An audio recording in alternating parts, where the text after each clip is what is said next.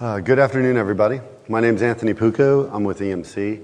I've been doing OS deployments for about 14 or 15 years now, so the purpose of the session is to provide you guys some insight, and gals some insight, on customizations for Windows 7, specific to VDI. So we'll talk about some things we do in the physical world and how that applies to the virtual, and some considerations you're going to want to make that are unique to the virtual world within Windows 7.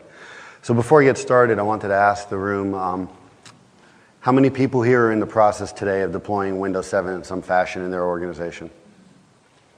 Okay, so I'd say the majority. How many people are looking at deploying Windows 7 in VDI? I'm thinking, right, if you're in this session. Finally, how many of your organizations is the user acceptance of the VDI experience critical to the acceptance of VDI as a solution? Okay, so I asked that because there's kind of a fundamental change there, is where point of sale systems and some of the task solutions that have existed for VDI over the years, user acceptance wasn't a requirement, but now we're definitely seeing a move towards that productivity worker in the VDI space. So you've probably seen this, I think, in every session. So we're going to skip through that, the typical legal disclaimers. The agenda here, what we're going to cover. I want to talk about some stuff that's new to Windows 7. While I know it looked like the majority of the room has some experience with Windows 7, I wanted to touch on some of the key parts of it and how they impact that experience. Then we'll go into some design considerations and then considerations when you're migrating to VDI. I'm going to skip through this. We did this session on Monday, and there's some stuff, you guys understand the vision for why to go to VDI. So just to try and save some time, we use most of the hour, and we're going to get into some pretty technical stuff towards the end of the deck. So the Windows 7 migration journey, we start with an assessment, whether you're using third-party tool, some of the freeware tools out there. You really have to understand what applications you have out there, what the network requirements are going to be, where users are coming from. Are those applications capable of being virtualized? For instance, do they actually have a driver? Do they depend on some piece of hardware, something to that effect? Then the next phase would be getting into that application stack and virtualizing it or packaging it, creating some fashion where you're going to be able to deliver it. One of the key goals you want to strive towards that we see a lot of companies not do is they deploy VDI in a fashion where they're doing it the same way that they've done physical desktops for years. With a show of hands, how many people today separate all their applications that are deployed to a desktop, whether it's physical or virtual, from the OS image? Very few. Okay.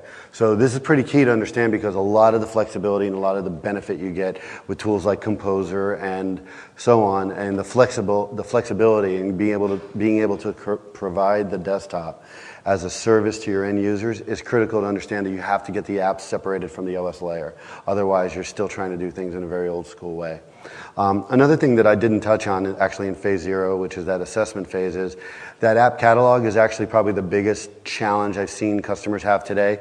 We walk into customer shops and it's very common for them to tell us that we have 1,000 apps or 1,500 apps, and they're a small organization. A real-world number that we've seen a couple times is we get 1,000-plus numbers told to us. Most recently, we went from 1,400 apps to 400-plus apps is what was actually in the environment after we did an assessment. So that understanding of really what's in the environment is critical. Number two, where the installation routines for those apps are. Did someone in a department bring them in on their own? Where's that media? What are the steps to install the app for your environment, configure it, test it, and validate that it's going to run on Windows 7 and or in a virtualized space such as ThinApp. Finally, that third phase is moving to the modular desktop.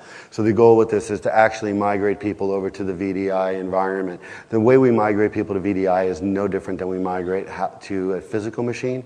So when we talk about light touch or zero touch deployments, it's the same thing. It's actually quite a bit easier in some aspects from that one line item of the migration.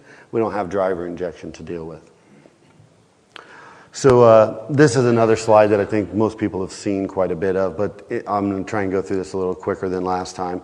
This is the life cycle of what that migration process looks like. So there's quite a bit of work to be done here. A lot of these tasks can be done in parallel, and obviously there's dependencies across some of them too. Auditing, looking at your app compat, that's a big big challenge for companies today.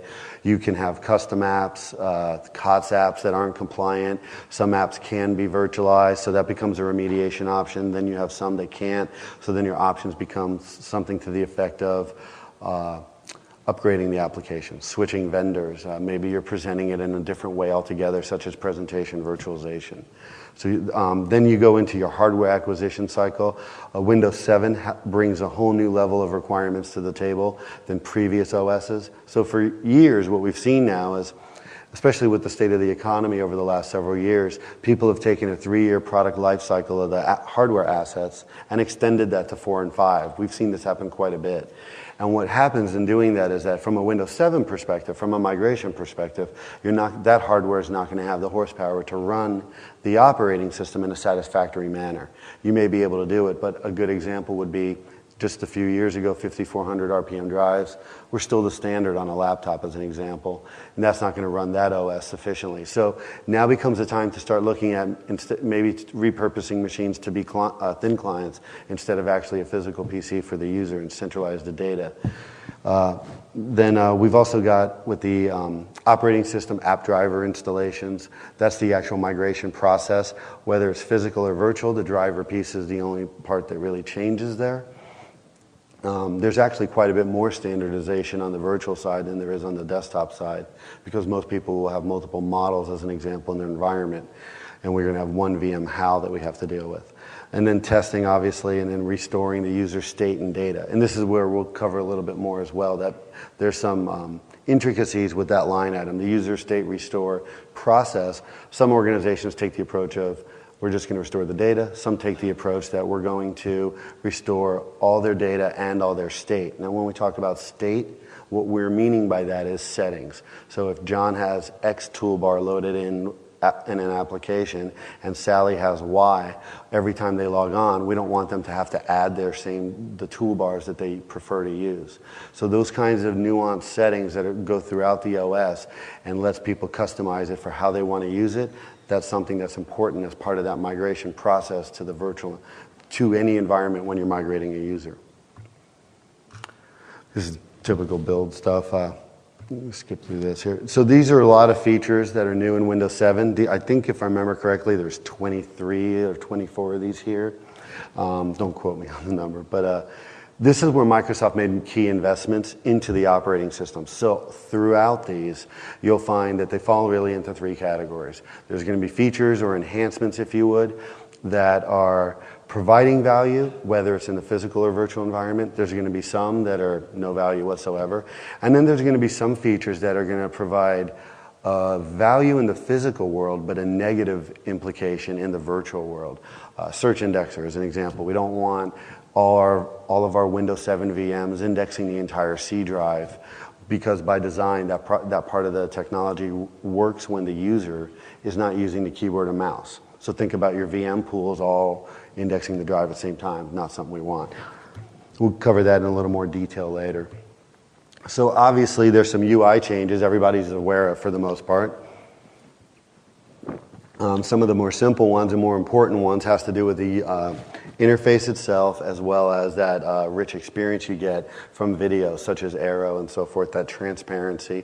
A lot of people want that. We've referred to it as eye candy. This goes back to the Vista days. We've been deploying OSs and doing OS migrations for quite a long time, many, many years now, and we've been dealing with a lot of the challenges that customers are seeing today with Windows 7.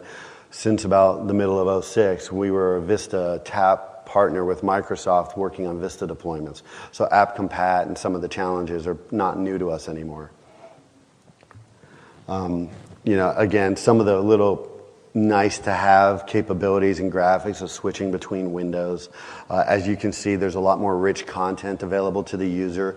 And the idea of locking this down or setting the shell's interface to be more of that old traditional Windows shell and UI is something that we're finding 9 out of 10 customers are saying it's not an option.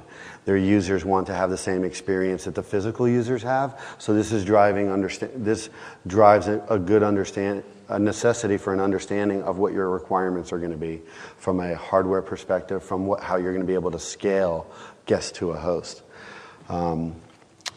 Windows Explorer, address bars, IE8. Obviously, we'll cover that in a little more detail later. And then finally, you're even going to need to do some training on, from a support perspective, things like computer management, and even the event viewer has changed substantially, where now you'll find that third-party vendors can actually use the event log provider and write their own event logs and publish events to their own log. So you don't have to sift through 16,000 events in the system or app log. You can actually go specifically to the vendor's app.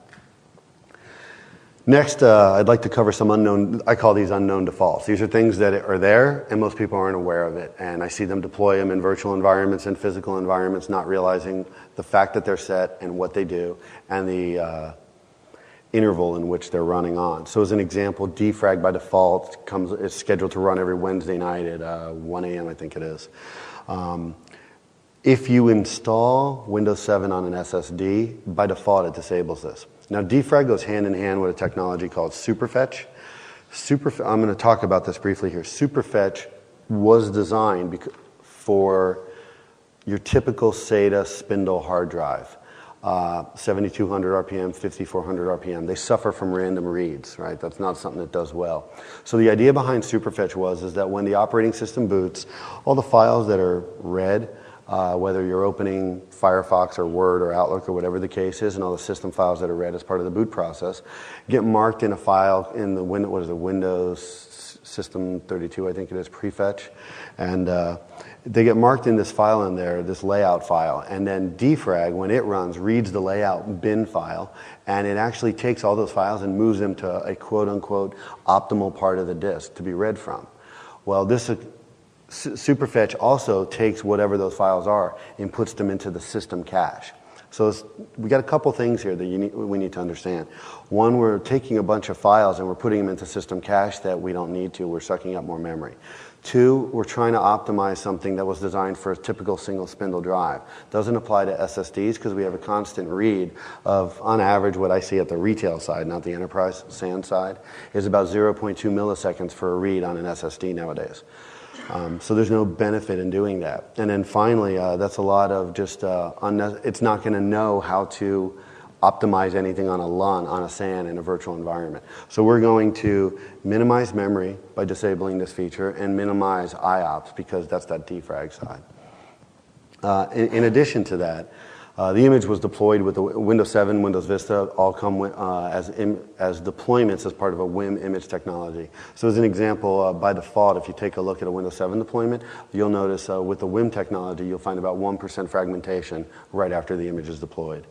Another one to disable, system protection. This is again, these are guidelines. Your use cases may vary, what you want to provide users the ability to do, and your storage and capacity requirements are going to reflect whether you have some of these features enabled or not.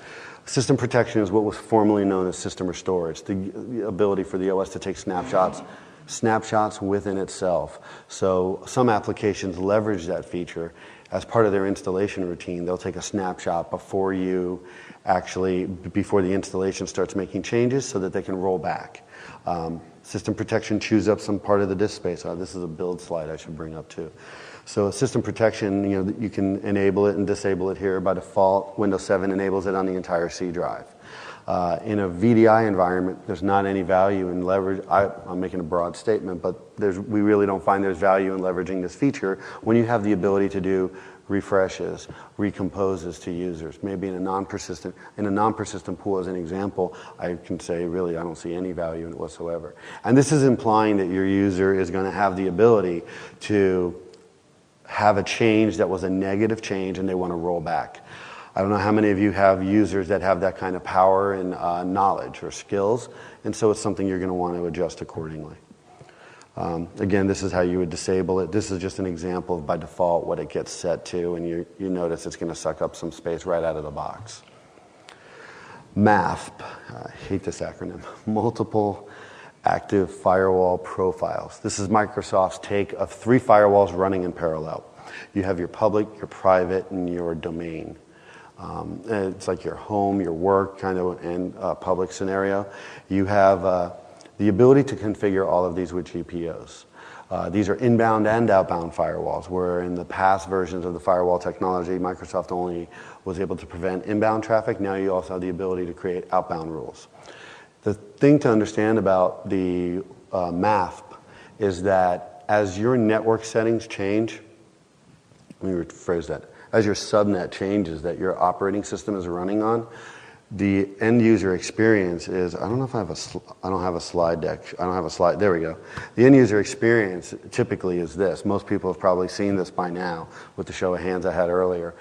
Depending on your VDI environment, what your VMHA architecture is, and how your vMotioning machines, if you're moving subnets, you don't want these things to pop up for the user and define which firewall they're going to be doing. All this stuff should be managed via GPOs and pre-populated. So understand your VDI architecture and make sure as part of Windows 7, you're including the potential subnet something could land in your Windows Firewall profiles, GPOs, and which firewall profile you want applied to it if you're leveraging the Windows firewalls. Another one here, we'll talk a lot more about this later, is page file. By default, it's system managed, and there's an old rule of thumb that you want to use 1.5 times the amount of physical RAM or virtual RAM in the VDI scenario that's allocated to the operating system. We find that if you have enough RAM, you can actually do things like disabling the page file or setting it to a fixed size. There is a penalty you pay when you have a dynamic page file. The actual growing of the page file is greater than writing to it alone. And it creates a longer wait as well. So if your scenario exists where you can disable or minimize this to a small footprint, leverage that capability. Minimizes the amount of space you're going to need in your storage solution. There's a couple other things too to be aware of, is that some applications may require you actually to have the page file resident. So again, I use Adobe as an example. Some of their applications, if it's disabled, throw an error on the installation. So again, know your environment, know your use case, and set this accordingly. And we're going to talk a lot more later about how to identify paging issues and how to prevent them. So the task scheduler. This is probably one of the biggest unknown things I've seen in Windows 7. And you can find a handful of research on this on the web. The task scheduler in previous versions of the OS basically was it was a service, and it would run things on a scheduled interval. And that's really it. And by default, there was blank. It was just for you to leverage. Trying, like in the old days, if you wanted to automate defrag because they didn't have that built into the Windows OS, you could do it that way. In Windows 7, all these tasks are tasks that we've identified within EMC that are questionable to even recommended whether or not you should have enabled or disabled, whether or not you should have them as enabled. As an example, like to look down in the lower left corner, maintenance, the WinSat, that's your Windows Experience Index.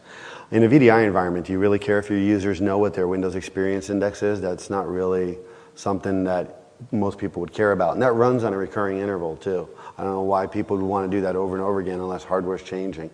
Maybe you want to do it in a physical world because as you use up disk space or whatever the case is, or add apps, that might change your experience. Defrag we covered earlier. Auto-checking the disks, that occurs on a recurring interval. Rack, that's a controversial one. I'll share with everyone. I don't want to go through all of these for the sake of time, but these slide decks too, I didn't mention this in the beginning, will be posted on vmworld.com, so you can download them from there, and you'll see some hyperlinks later. They're all valid, and you can use this list and take a look at what works for you. But rack is when an application pukes, for lack of a better way of putting it, and it generates what I call the little Knight Rider window, where you get the green bar that goes back and forth across the screen telling you there's a problem it's trying to recover from. How many people have seen that? Yeah? Okay, so rack is that technology going out to the web saying, hey, this app puked. Let me see if I can find a problem for it out in the public cloud. Your user's going to share that feedback with you. I don't really think this is something that we want to deploy to the end user community. Definitely run it on my own machine, on my physical machine. I'm an IT guy, but I would disable this on some of my family members' PCs as an example, because they're going to be doing God knows what and clicking on who knows what and so on. So a lot of these are things, again, you take a look, see what works for you, and disable what you can. Licensing. This is the stuff I'm going to cover it briefly, but there's a key part. There's a couple points here that we want to make sure people understand. Number one, Microsoft's changed their licensing model. They've gone from VECD to the VDA license model. There's some URLs to look at it. I am not a licensing guy. I'm a propeller head. So talk to your Microsoft reps to find out the specifics of what you can and can't do with the new VDA license model. There's 6 editions of Windows 7 that people need to understand. This is a major change. Used to be Home and Pro, and then there was the Ultimate. Now we have a whole slew of them, right? And one of the key things we'll talk about more later is which version is right for you. There's been some questions and people posting about things like I want to run Ultimate and VDI and so forth. And we'll cover that in a little while here. Actually, we've got some points on it right here, but the key thing to understand is Windows 7 and Windows Pro are the only 2 that have volume licensing. So if you're going to do something like using Composer, doing thin provisioning, doing non-persistent pools, you're going to want to make sure you have volume licensing involved. You do not want users getting the lovely product activation kind of prompts because it got spawned again. And Ultimate is an OEM licensed product. It's not under volume licensing. So you have to keep that in mind. Now, Ultimate and Enterprise both have VDI enhancements, and we'll get into a little bit more of that later. But in short, the VDI enhancements are those 2 OSs handle streaming video. So of those 2, only one has volume licensing, which makes Enterprise the choice you want to go with. So when we talk about the app migration issues associated with Windows XP, there's a slew of questions that come up. We actually have somewhere in the vicinity of 60 questions. Obviously, that's not something we can put together in a slide, and we don't have enough time we can do a whole session just on trying to do your app analysis, cataloging, and remediation. There's quite a few thin app sessions throughout the week covering some of these topics. And there's some vendors here as well that you can attend their sessions or go to their booths and take a look at what their products are to help you in that space. But some of the key questions, these are some of the key questions that we are asking customers and trying to solve and identify for them to help us determine which systems are valid use cases for VDI to begin with, right? How are we going to migrate the data? When you're looking at that app level and packaging it or virtualizing it, that's the point where you need to understand where is it storing its preferences, how am I going to centralize that? Also, you have some technologies you can leverage, such as roaming profiles, third-party vendors, AppSense, Liquidware Labs, VMware's recent acquisition with RTO. There's quite a few vendors out there now. I'm sure there's a few more that cover some of these kinds of challenges if you're going to manage the whole profile and do profile virtualization. But at a minimum, when you're going through your apps, cataloging this information and knowing where it's storing it is key. An old example I still use today is a lot of AS400, 5250 or mainframe emulation apps. They will store session ID files in their application working folder, not in the user's profile. So as part of a migration process and part of the provisioning process, you want to make sure that user is getting that same session when they hit that mid-range system. App compat issues. Some of the common things we see is the file system and the folder system has been completely changed. You also have things like Internet Explorer is on a newer version. So you have some options like shimming an application. Shimming, who here knows what shimming is? Small show of hands. Okay. So shimming an application is kind of a hack for it to make it work. A great example of shimming is I have application X. I'm installing it. It's looking for IE6 or greater is what it says as the error that I get. But I have IE7 or IE8 and I'm still getting this error. Well, it's looking for a registry key with a specific value that says 6.0 or 6.2. Well, all I do is go into the package and tell it to create a registry key in the beginning. Like I put a wrap around it, and what I do is I just create right in my image that IE6 registry key, and then my application goes and installs. The same analogy can be made for the file and folder system. And the same thing can also be said for permissions. Sometimes we're looking for permissions that existed under a local admin context, but not under a user context. And in Windows 7, it's even more restrictive now. So you just grant some permissions to a file system or a registry tree structure that is going to give the application what it needs to get there. Common examples of this is applications are trying to write to HKLM. when they shouldn't be. They're storing user preferences under HKLM. So I'm seeing a couple people head their nods, so it sounds like some people are familiar with this. This is a big challenge nowadays, especially as we go to VDI and Windows 7, where we're trying to lock down the user's desktop.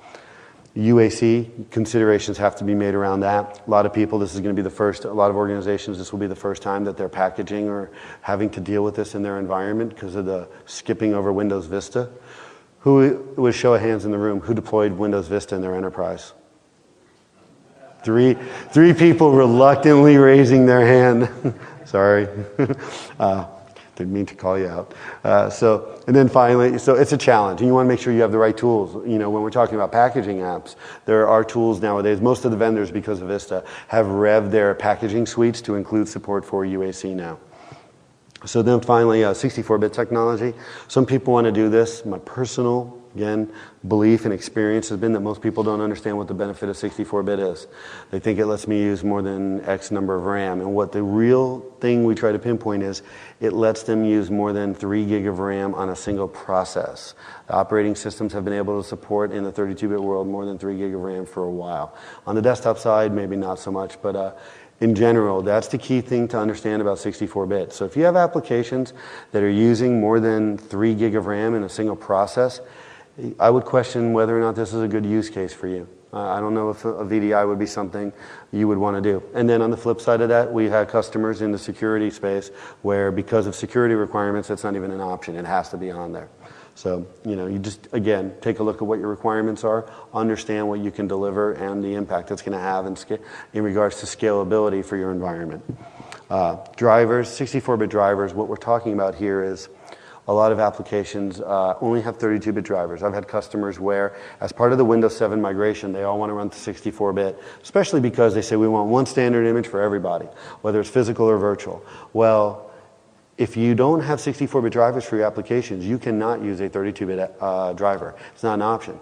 And a good example was one of my healthcare environments had $11,000 scanners. I don't know what these things did. They were gigantic, but it was not realistic to go replace all those because that vendor didn't make a 64-bit driver. So we convinced them that we can still give you a 32-bit version of the operating system. From a management and from a patching and supporting capability, the experience across the board will be the same. And then finally, you know, what those benefits are, if any, for you. Next, native apps for compatibility. In Windows 7, we have a handful of apps. So we've got compatibility mode. This is old. Most people probably are aware of this. You have the ability to take an application, say I want to run this like it was on XP or Windows 2000 or on 98 or whatever the case is. It's going to predefine some things for you and let you toggle some switches and settings, such as what colored bit depth is the application going to render in, how am I going to handle it addressing memory, things of that nature. Then next so that's not really new, but it's available. Want to make sure we cover that. All right, so that's a troubleshooting opportunity for people in dealing with app compatibility trouble. I personally have, it's like a single-digit % with success with that tool. Just to be clear, too, it's there. You can give it a shot. Compatibility troubleshooter is now a wizard to determine what went wrong, try and make some of those settings for you, because most people had no idea what they should try. So there were so many settings with compatibility mode that you could spend, there's, I don't know what it is. Let's say there's 10 settings, you think what the potential, 10 to the 10th power kind of scenario of how many options you could have to try and do it. Compatibility troubleshooter is there to try and help you with that process.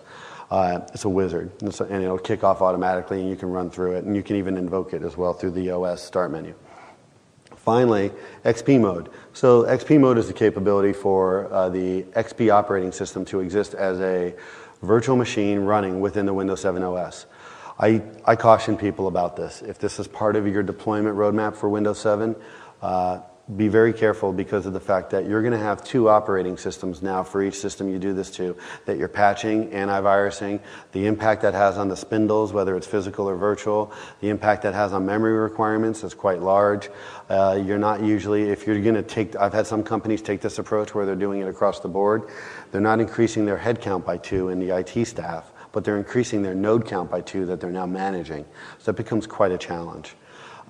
It is an option. MedV is the Microsoft Enterprise Desktop Virtualization component, which is the management infrastructure that you can bolt on top of XP Mode. MedV is a product that is only available to customers who have volume licensing agreements with Microsoft. You have software assurance on top of the desktop licensing, and that makes you eligible to purchase MDOP. MedV, that's the Microsoft Desktop Optimization Kit. MedV is one of 6 components that falls into the MDOP suite. What else? Custom and COPS apps. So this is a good example of who in the room is familiar with Microsoft Act? Anyone use that? Okay, small show of hands. So Act is Microsoft's freeware product you can download from Microsoft.com, install in your environment. You deploy agents to machines. It runs on the machines and collects. It will collect everything that's ran, everything that it sees that's installed, and generate a list of product name, product manufacturer version, and maybe a few other things. Then what it does is it stores that in the database. The Act product is a small product. It's like a 25 meg download, if I remember correctly, to give you an idea of how small this is. So there's an agent that talks to a management server with that technology on it. That Act product then goes and synchronizes with Microsoft's public cloud what applications are compatible with Windows 7, with hot fixes and patches and service packs and so on. The problem with Act is, number one, you're going to find it's going to have about 20% of the apps you can have in your environment showing up in it. But it is a good start. It's something you can use to look at to see. It's going to flag some things for you, for sure. And it's usually what you're going to see is it's going to flag COTS applications. So I use Citrix as an example. We see Citrix in a lot of customers' environments. They've got Presentation Server Client 10, and it's going to flag it saying there's some known issues with Windows 7. Click on this link for remediation. Takes you to the Citrix, I think it's 11 or 12, download page. Some of Microsoft's own apps also have information that fall along the same lines. This application doesn't work on Windows 7 because it's writing to this registry key, which will no longer be available to be written to. So it's something to take a look at. Then what percentage of your apps are web apps, and do they depend on IE6?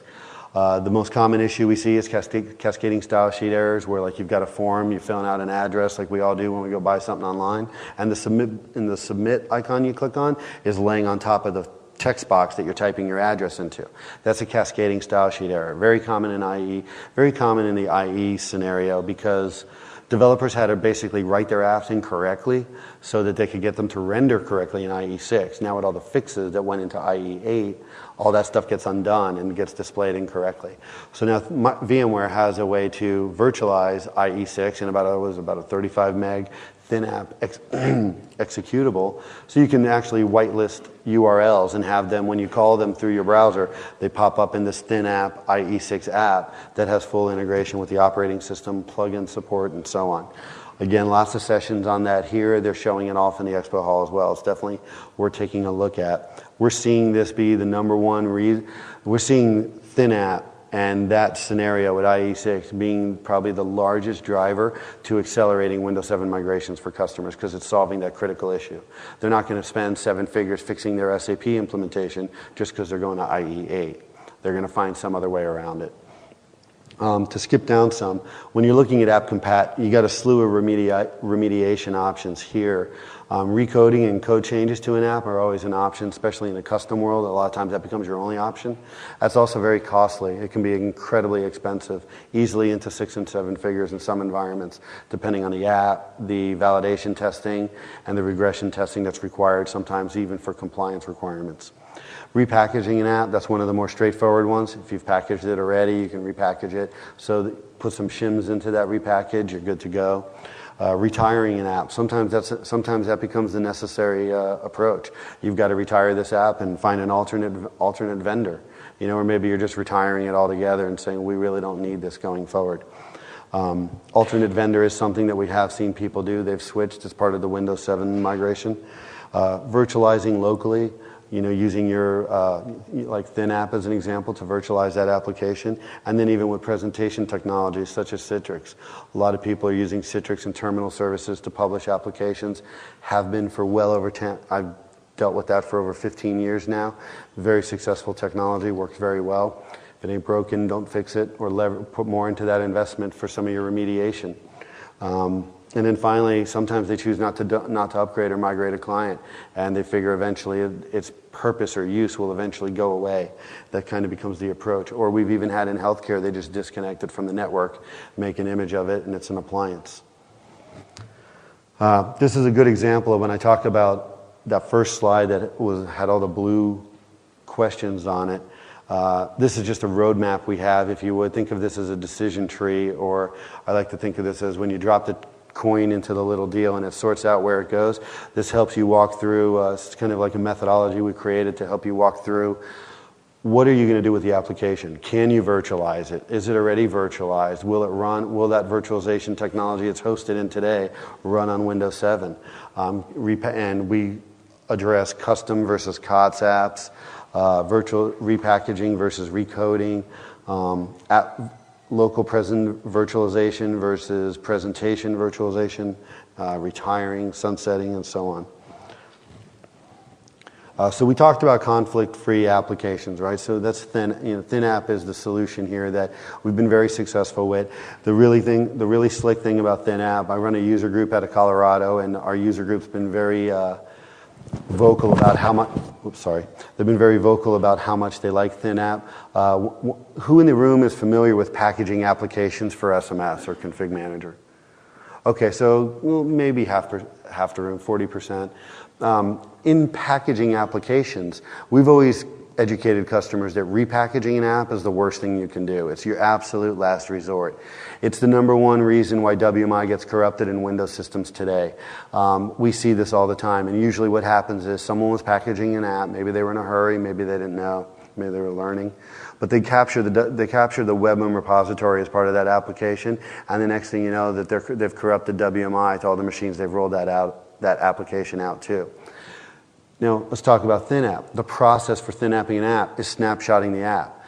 People took the snapshotting approach in the packaging days and over the last 10 plus years because it was the easiest way. They weren't SEs typically weren't comfortable scripting, especially in some of the languages that were involved with some of these applications. Install Shield may not be the most easy product for some people to use in the SE world.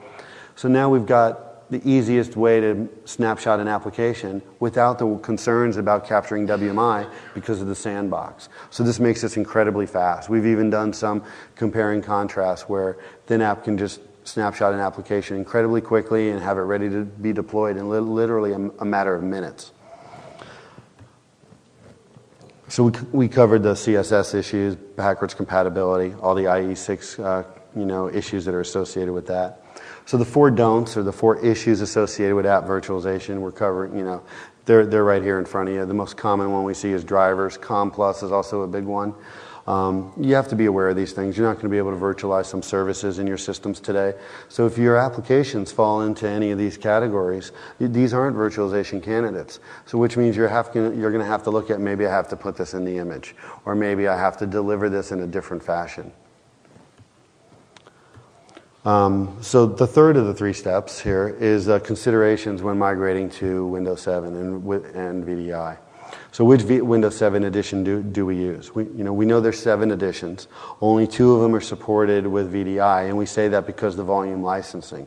So Ultimate's not really something you want to use unless you want to. You could, but you just have to be aware that you're going to be activating it manually, and it's going to limit what you're going to be able to do when you're leveraging Composer. And then again, that the VDI enhancements that you may see on various websites that come with the Ultimate, you'll see it labeled as coming with the Ultimate operating system. That's actually, it's Ultimate and Enterprise. So if you look at Microsoft's poster of Windows 7 editions, and you look down at the very bottom of the poster, you'll notice that the 2 OSs here I'm listing are the 2 that have the VDI enhancements, which basically it's some investment they made around how the operating system handles streaming media. So in the session on Monday, one of the attendees was asking about, he wants to do this with Professional, and they're having a problem with streaming media. It's not an option in that OS. You have to have Enterprise. Some general considerations. Video. Streaming video, is that required? We've had some customers that absolutely require it. There's some network, that conversation quickly gets into the network conversation. Do you have the ability to leverage your network for that part of the distribution? Some of the vendors that are partners of VMware have products that help this solution, such as Wise and their CTX technology. I believe Citrix does as well too. There's a handful of them. Take a look and see what's available in the expo hall. But Cisco's got ACNS technology as an example that can completely offload that and minimize that footprint going across the WAN, so you're only sending it once. So their content redirection technology has come a long way, but we're at the network layer at that point. So understand the video requirements and what that's going to do, especially in regards to scalability and impact on your hosts. Network, again, requirements. How many clients do you have at a given location? How's that going to impact you with your WAN link? How many thin clients are you going to be able to get there, or thick clients are you going to be able to get there? What's their utilization going to look like? RDP uses substantially less bandwidth than PC over IP does. PC over IP gives a much richer content experience. So video and things of that nature will look much better, but PC over IP will use whatever bandwidth it can to try and provide a more rich content, especially when we're talking about things like video and rich multimedia content like that.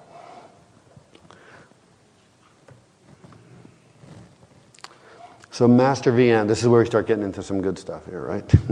So the master VM, CPU count. Only use 2 CPUs if you have to. You can do it, but just keep in mind that you're increasing the load on the host. You're also creating more clock cycles. There are clock cycles that exist that have to do with how the worker threads are handed between the 2 CPUs. So you're introducing more work at the CPU level by creating 2 CPUs, but again, you get benefit out of it. So there are some technologies, as an example, that definitely benefit from having multiple CPUs. So the point here is, don't make this a standard, apply it where it's necessary. RAM sizing. The native OS alone can get away with 400 mega RAM. So in a task worker scenario, maybe a kiosk scenario, especially a non-persistent pool scenario, you may be able to get away with a very small memory footprint. In your power user scenario, and I think most of you are in that scenario, because from the show of hands, it sounds like most of you are deploying this to what we would call business productivity users. You're going to want to have at least 1 to 2 gig of RAM being allocated to them. The most important thing I'd like to stress is allocating enough RAM is going to mean not paging, which is going to mean positive end user experience because the performance is going to be good. We're trying to minimize IOPS at all costs, so we don't want to artificially lower RAM so that we can get a higher density at the sacrifice of end user experience. This is the most common problem I see today. I see people limit the RAM. I see people not monitor how much the guests are using, and what happens is they've allocated a gig and some of their guests are using 1.6, so they're paging like crazy. This is all very important to understand and make sure you're not having these scenarios occur. Again, there's some vendors here who have some very slick monitoring tools we've been very successful with, and leveraging those tools to walk up to ES6 admins and say, are you aware that this isn't configured correctly? And the conversation usually there's a little bit of back and forth with the conversation. You're questioning their implementation, their architecture, and 9 out of 10 times what ends up happening is they start leveraging that tool to tune the environment and get a lot better performance out of the investment they've got. Let's see here. 2 more things that I really like to stress about this. The performance counters, committed bytes, should never exceed the amount of RAM that is allocated to a computer, physical or virtual. So you have to figure out what is a happy number, what is a acceptable tolerance for you. So if you have 2 gig of RAM, monitor that counter, but you don't want to, I would monitor it and say, if I look like I'm using about maybe 75 to 80% of that, I might want to look at increasing the RAM on those machines because I'm obviously not allocating enough, because if they have spikes, I'm going to be getting into a page scenario where that paging can easily create what many customers I hear refer to as VDI slowness. And VDI slowness is usually because there's a lot of disk I/O going on. And disk weights spike CPU. So it becomes a little bit of a challenging problem for people because they're not quite sure where the issue is. They see high CPU utilization, and then they see a lot of slowness, and it's because the disk subsystem is not able to keep up with the demand. Tools can generate the same problem, and antivirus scans doing full scans, management agents doing software inventory scans. In a VDI environment, you could actually question whether or not some technologies are needed or leverage something like VM safe kind of technology to be more efficient with how we're scanning the systems. Another counter is page reads a second. My take on this one is that, and I'd like to put it this way, is that page reads a second is a very good counter to be aware of, but if it's consistently exceeding something like 5, you're paging too much and you don't have enough RAM. The part to understand about page reads a second, though, is that if you're relying on that counter, you've already got the experience. So think about that as the reactive one, and think about committed bytes as the proactive way of monitoring whether or not you've allocated enough resources for your pools. Then for the disk sizing, I still didn't fix this. That should say about 16 to 26 gig. This is a Windows 7 VM. This has a couple of assumptions in it.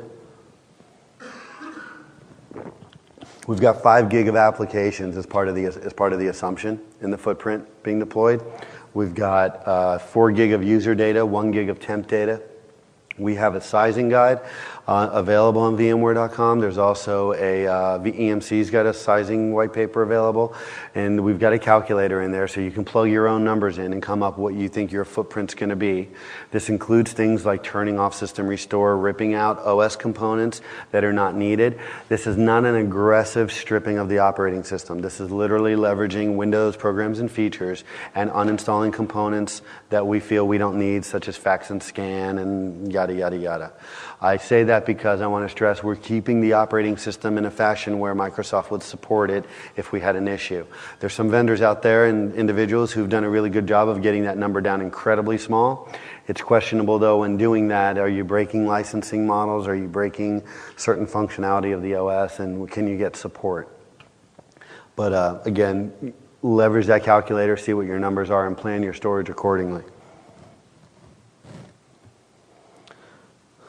Host. For densities, again, CPU, stay under 80% utilization. The old rule of thumb is still a valid one.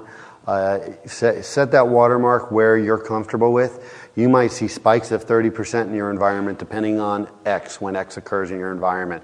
Whether it's the manufacturing shop opens every morning and all these clients come on, or who knows what. But know what your spike is and make sure you set your threshold and your watermark accordingly, and then monitor that. And then if you start seeing that it creeps up, look at expanding, scaling out so that you can keep that load in a manageable realm. And then for the disk, more storage is going to be required due to the image size. Applications are larger too. Office 2010 is now one of the, I think that's the largest Office suite they've had to date at about 2.5 gig for the Enterprise Edition. Make sure to turn, but on the disk also, make sure on the flip side to turn off all unnecessary activities. We've got services that are unneeded. We have scheduled tasks that are unneeded. There's quite a bit of stuff going on that is going to generate disk I/O or slowness that we really don't need. Profiles. So Profiles 2.0, the new profiles that have existed now for Windows 7 and Windows Vista, are very different than they were in previous versions of the OS. The structure is different. The registry structure is different. You now have the ability to have what's called libraries, where folders are actually combinations of multiple locations all being pointed together as one. My pictures or my music, great examples. Those are actually libraries. My documents is a library, to be honest with you. So now you have to understand the way the profiles work, what your data migration strategy is going to look like. Are you migrating that right to the VM? We've seen people do this. That's not a best practice, obviously. We want to separate the user data from the apps, from the operating system. So we want that data to exist on the network layer somewhere where we can call it, regardless of whether their VM spawns in New York or California. Again, the desktop as a service, they don't really need to know or should have to care where they're hitting the desktop from. They just need to make sure they have their apps and their data available to them. We do this today in the hospital. It's very common in the hospital and healthcare environment, where the desktop can follow the physician around the organization, huge ROI opportunities in certain verticals with something like the desktop that follows the individual around the organization. NTuser.dat, I skipped over to USMT, I'm sorry. The USMT, User State Migration Tool, it's a tool we've been very successful with over the years. The latest version is version 4.x. And USMT4 handles this profile. I'm going to use the term profile redirection, but what I mean by that is I'm going to take my documents from Windows XP, C documents and settings, Anthony, my documents, my pictures, to redirect it to C users, Anthony, my pictures. All right, so we've changed that folder structure, and the USMT is going to handle moving the data to the right locations, and it's going to let me specify which data I actually want to migrate from point A to point B. Again, point B, I can go from physical to virtual, physical to physical. We've even done a virtual to virtual migration with a zero-touch process for a customer who had a bunch of static XP VMs, and they weren't using Composer to a VDI environment. Leverage folder direction, it covered that again. Oh, the ntuser.dat. So the ntuser.dat is the actual, this is the challenge where in Windows XP you have one version of the ntuser.dat. You have a different one in Vista and 7 and so on. Every OS has their own version. Roaming profiles cannot bridge multiple OS versions. So it's an easy way, if you want to try it, it's an easy way to corrupt the profile. It's one of the reasons why a lot of people have a very negative taste in their mouth about roaming profiles in general, is that they've had a lot of profile corruption because of something to that effect. And so it's something to be aware of. Now there's vendors available, VMware partners that have products that solve this challenge. AppSense, Liquidware Labs, so on. They have the ability to take your profile, manage it, and provide it as a service to the desktop experience wherever you're consuming it on whatever flavor you have. So this is a requirement in some organizations. One I like to use that I'm very familiar with is in healthcare. If a surgeon can hold someone's heart in his hand, right, he's got that kind of power. He also can bring whatever PC he wants into the organization, and IT will support it. So some people are familiar with this. So in that scenario, he just got the latest tablet with Windows 7 on it, and he brings it in. But because of HIPAA and patient health information, as he goes around the organization, he has to use smart card authentication and get logged into these zero clients and single sign-on and so on, and he gets to what he needs to that way. So he's dealing with one OS in the environment, one OS that he's brought in. If you have those kinds of requirements, this is a technology you definitely want to look at to be able to fill that gap and give that and provide that kind of service in a VDI environment. How are we on time? Okay. RDP, that uses lower bandwidth than PC over IP. It's much less. I found, and I've been told over the years, VMware and Cisco, if you look at their Robo case study, Robo for VMware stands for Remote Office Branch Office. So it's what I like to refer to as, to use Microsoft, to put a Microsoft speak on that. It's what Microsoft refers to as the micro branch office. They find that 300K is what you'll see out of RDP. And if you introduce something like WAN acceleration, you can turn off encryption, and you can quadruple to quintuple the amount of load on a given circuit with WAN acceleration in conjunction with RDP. So something very powerful to look at as a solution. PC over IP, that's the newer protocol that's available. Very rich. Video, I talked about this the other day.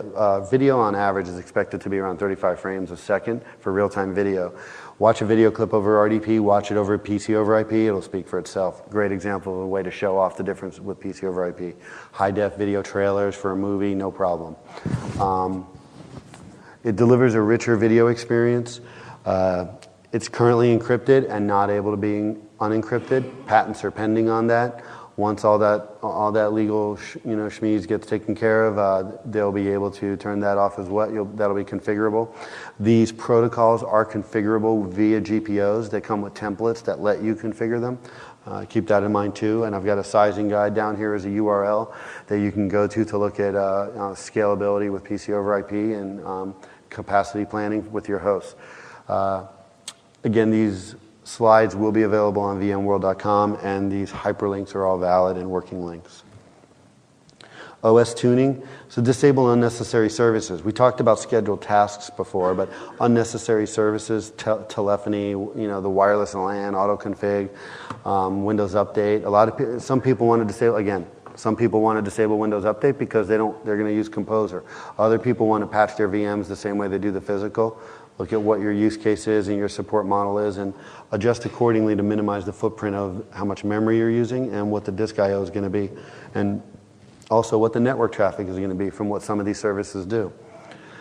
Disable. I covered already quite a few of the scheduled tasks. Go through that list. There's quite a few in there. Quite a bit more than what I displayed on the screen. That earlier slide was really what's recommended to be disabled. It's probably twice that altogether. Windows Search. This is a controversial UI feature as well. Some people say they want to disable it. The users don't need it. I can understand that in a task worker scenario, especially like your non-persistent pools. We really don't think that they need to do that as part of their job. They need to use apps A, B, or C, or maybe it's just app A. That's it, and we don't need them to use search. There's all kinds of ways to configure Windows Search. You can do it in your image. You can disable indexing on the entire hard drive, and then maybe just re-enable indexing only on a specific folder structure, so you're not searching the whole hard drive. You can configure Windows Search via GPOs. You can also configure Windows Search to leverage Windows Search Server, so that if in a productivity worker scenario, I can still provide them that same VDI experience, provide them the Windows Search, just like in the physical world.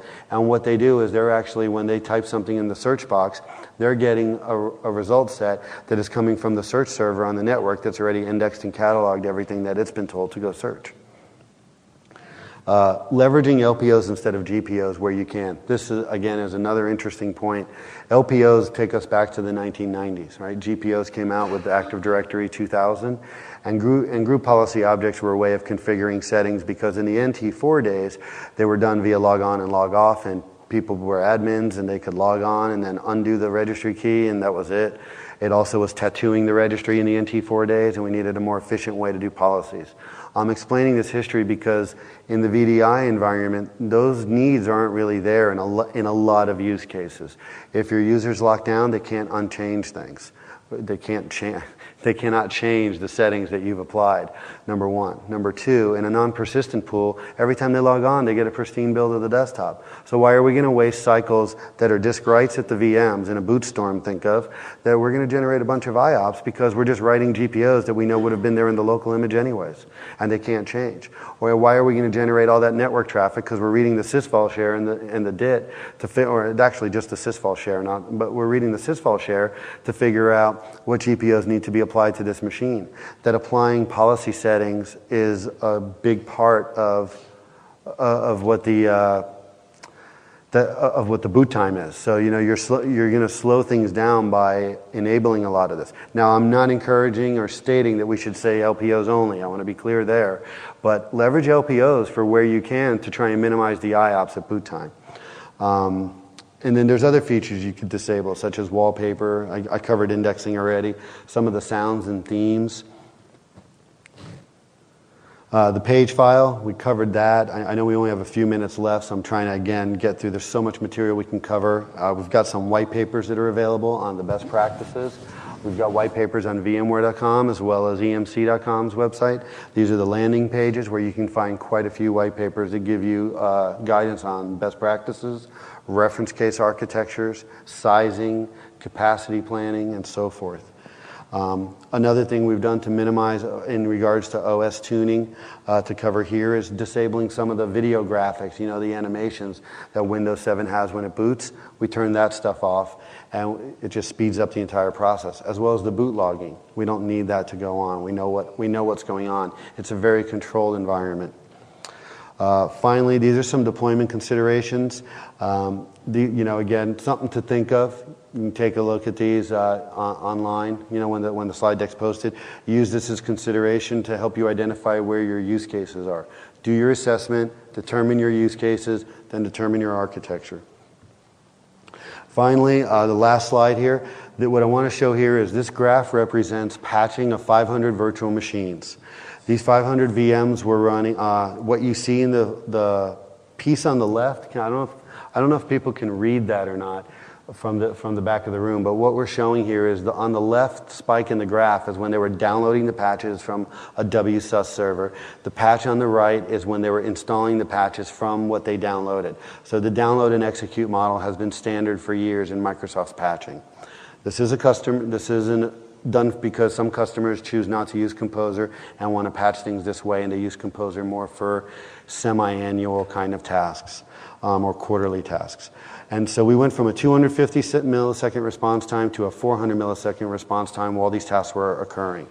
Leveraging some SCCM magic and how we were able to change the load on the 500 VMs, we went to an 8 millisecond peak response time that was the worst we got during the patch installs. So what I'm trying to communicate here is that our performance at worst during the patch cycle was equal to that of an idle 7200 SATA drive today in performance. These are all the white papers that we have published today on emc.com. Again, all about Vue 4.5. And you can feel free to download these. They're all available. The Proven Solutions group has published all these. They've been working with VMware pretty diligently over the last several months to get this stuff all out for you. And finally, open it up for questions.